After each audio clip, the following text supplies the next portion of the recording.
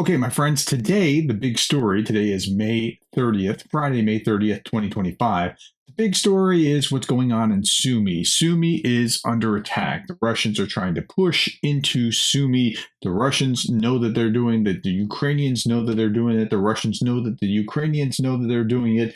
It's coming. This is perhaps a turning point as far as the escalation into the summer offensive or spring offensive or whatever you call it.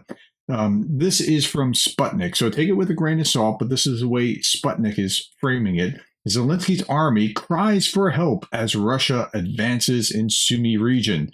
On president's orders, the Russian army pushed through with a buffer zone. Okay, so that's what they're framing this as, that they're creating this buffer zone. They're trying to take as much land as they possibly can. The front is rapidly moving toward the city of Sumy. At this rate, on June 1st, or in 2 days, the enemy will reach the city with artillery fire. What the Russians are going to try to do is destroy everything in the path of the city and into the city. That's just been their MO throughout the entire war. Here's another Sputnik article about what's going on in Sumy, and I'll show you the Ukrainian side in just a moment. Russian army is pushing through Ukrainian Sumy region, seeking to create a long-anticipated buffer zone and axe Ukraine's ability to strike Russian civilians. Because, you know, the Ukrainians spend a lot of time trying to waste their ammunition on civilians when they could be taking out Russian logistics and military. It's silly. I mean, it's just silly that they would frame it that way. They don't do that. For 2 years, Putin said, if strikes against Russia won't stop, we will create a buffer zone in Ukraine. Yeah, for 2 years, and you didn't do it for 2 years. So, okay, but this is Sputnik. Okay, let's see what else is going on. Here's just a deep state map and an understanding of what's going on. The Russian army has made significant progress in the Sumy region. Now, remember where you're looking at in the Sumy region until you get to the cities, lots of fields, and they can push through pretty rapidly. Judging by the gray zone, the Russians have launched an offensive. Several more sections of the border, including Volda and Lokhny, and also capturing Basivka. The gray zone has already approached Olieskiva and Yunakivka. Okay, I don't know how I did with the pronunciation here, but let's look at what the map looks like from the 27th and into the 28th. If you just look over 1 day, and yeah, I mean, they're pushing through. It's very clear that something is happening. Okay, this is a good illustration of what I mean by there's just lots of space, right? The Russians are bombing Ukrainian-occupied grain warehouses on the outskirts of the border town of Kostiantynivka in the Sumy Oblast. It's just a grain warehouse, but they're destroying it because their way of war is to destroy everything in their path. And look, there's not a lot around it, so there it is. Okay, footage of the Lancet drone that hit a checkpoint, a Ukrainian checkpoint. This is the Russians hitting a Ukrainian checkpoint. The policeman who was on duty during the strike survived and is receiving treatment in the Sumy region. See this Lancet drone right here? It's about to hit that house, and that's where the checkpoint was. And yeah, it's going to go boom. And he's been hurt. He's alive. He's okay. But yeah, they're coming.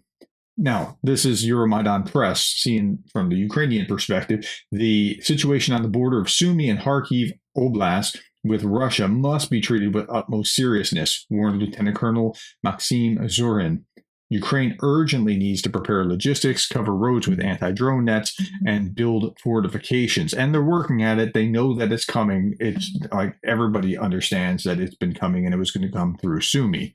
67,000 Russian troops are massing near Kharkiv, according to Jason J. Smart. Northern front may be opening, and Ukraine is preparing. So we've been saying it's going to happen. You got about 4 months before mud season comes, so the Russians know that they're on a ticking clock. Okay, let's look at what happened day over day. 1,140 Russians off the battlefield, just 1 tank, just 2 armored fighting vehicles, 35 artillery systems, 74 vehicles and fuel tanks. Well, if they're pushing into Sumy, why are these numbers so low? Well, because they're just out in the fields. They're taking land that is like, it's really hard to like do anything with. It's just open. Okay, but they're moving that direction. New achievement unlocked: 50,000 plus Russian vehicles have been destroyed or damaged since the beginning of the full-scale invasion. Think about that. Like, if Putin thought that this was going to be a 3-day war or 3-week war or whatever it is, and 50,000 vehicles later, here we are. And that's not to just talk about, that's just vehicles. 4,000 tanks in the war against Ukraine, which have been documented. Just documented tanks. Like, there might be plenty of others that were not documented. 4,000 tanks since February 2024, based on visual confirmations compiled by Orient. The 4,029 total losses: 2,946 were destroyed, 158 damaged, 392 abandoned, 533 captured by Ukrainian forces. So they lost 4,000 tanks. That's amazing. Okay, let's look at those numbers again. 1,134 average for May, but that certainly has to tick up as an offensive begins again, and we'll see how that works out shortly. Casualties rise despite a drop in combat engagements. Yesterday, there were higher engagements and lower casualties. Reported equipment losses remain well below average, fewer strikes, and a more favorable strike ratio for Ukraine. So the strike ratio dropped pretty significantly here. Okay, let's look at this. Zelensky says Russian Shaheds targeted trolley buses in Kharkiv, destroying a depot, damaging nearby residential buildings, a clear attack on everyday life. Last night, 90 drones, 2 ballistic missiles struck mostly civilian infrastructure with no military purpose. Russia's strategy is to destroy life itself. Yeah, that is a strategy. They just wanted to destroy, and that's what this is about. Okay, on the battlefield, Pokrovsk direction, and I focus on Pokrovsk because this is the highest intensity place in the battlefield. There are 3 places to look. Sumy's one of them, and we just talked about Sumy. Pokrovsk is the other, and there's one more, 39 attacks in Pokrovsk, but the other one is this: 60,000 troops, 1 in 10 of Putin's entire Ukraine force, now massing around Kostiantynivka. Kostiantynivka is just northeast of Pokrovsk, and there's a pocket that the Russians are trying to close there. Ukraine sees what's coming. 12 of their best brigades now hold a 30-kilometer defensive arc around the town. The stage is set for one of the war's biggest battles. Next stop, if Russia breaks through, is Kramatorsk. So we can already kind of see if this falls, then that's what's next in line. So and the Ukrainians can see it. They're not unaware. Okay, I try not to show these more than once. Like, when I show you these, like, boom, another Russian turtle tank was very happy to meet a Ukrainian drone, or found it, finished it, hit it again, just to be sure. The warriors from the 30th Mechanized Brigade made certain that this Russian tank won't be coming back, and you see a drone flying in, and the tank is essentially hiding, and it's no longer. Okay, so I try not to show this more than once. So each time I show one of these, it's fresh. If it's fresh to me, then it should be fresh to you. Okay, FPV drone strike on a fully loaded Russian Grad MLRS MLRS rocket system by the Birds of Magyar unit. And then we see minus another no analog system. The warriors of the Phoenix Brigade destroyed a Russian R-330ZH Zittel electronic warfare jamming communication station in Liman direction. Again, 80% of the damage now in the war comes from drones. Meanwhile, North Korea supplied Russia with 9mm round ammunition and 100 ballistic missiles since 2023. That is, shipped over 20,000 containers of military supplies to Russia since September of 2023. Enough to equip 3 full brigades. That's North Korea's contribution.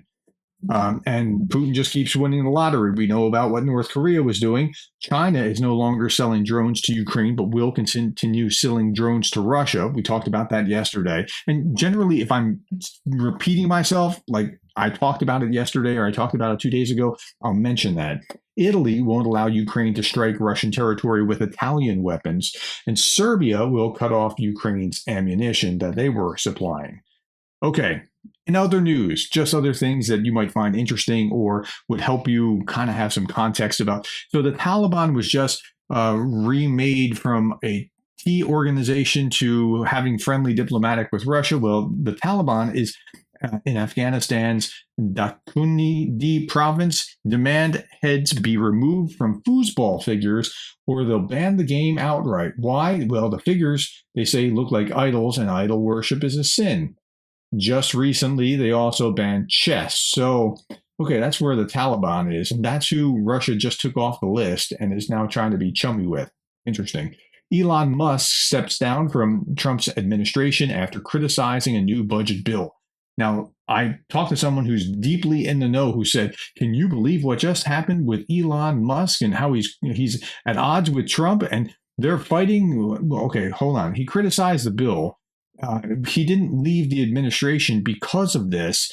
I'll explain in just a moment. Elon Musk announced his resignation as the head of DOGE, the Department of Government Efficiency, in a post on X. The move came just days after an interview in which Musk said that he was disappointed with the new government spending bill pushed by Donald Trump.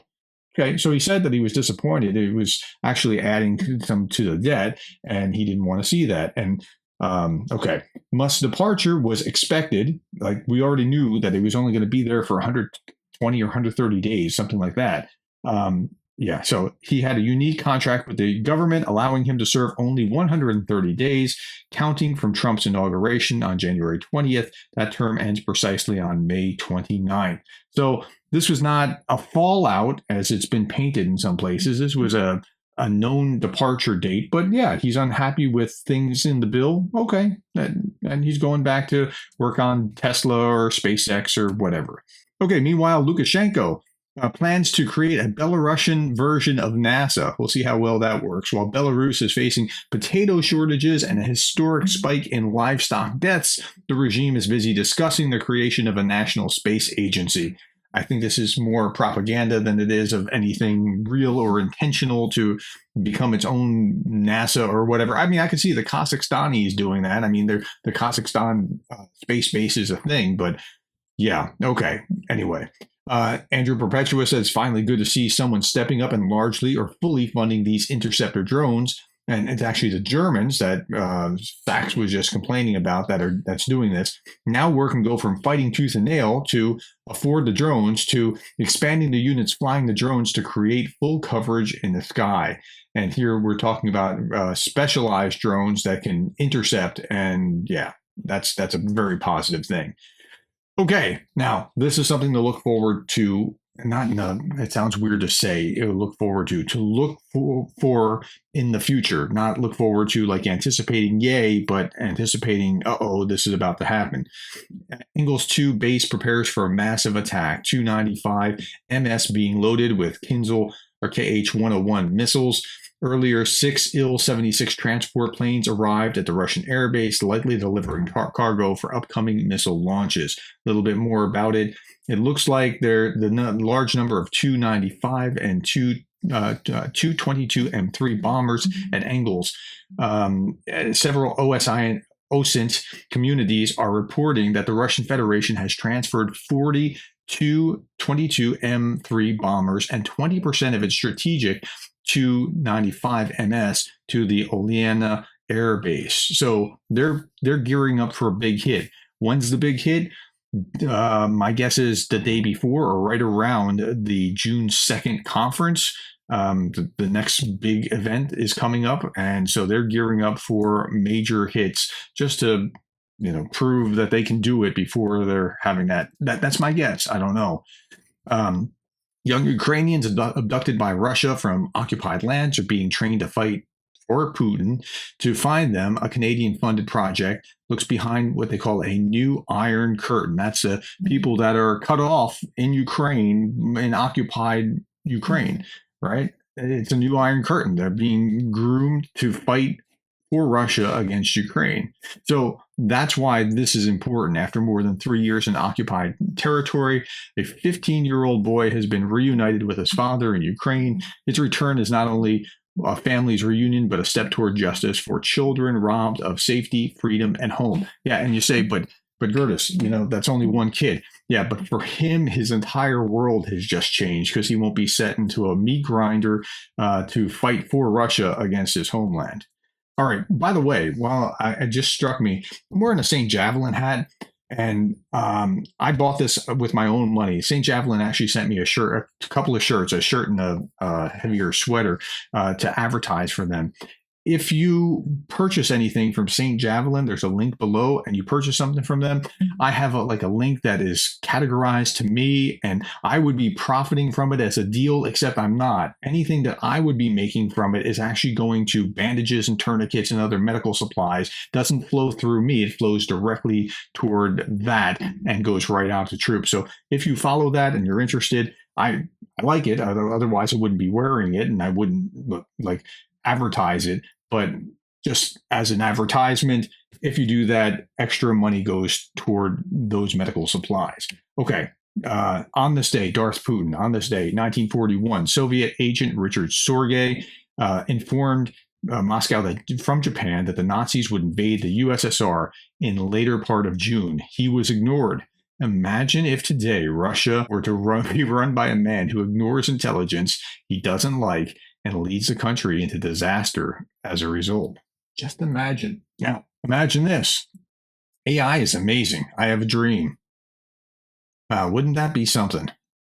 I don't know how long he would be doing that while he's waiting for his trial in The Hague, but okay. That's all that I have for you, my friends. Thank you for your time. Thank you for the likes, the shares, and the subscribes, and thank you for being the kind of person that cares about Ukraine.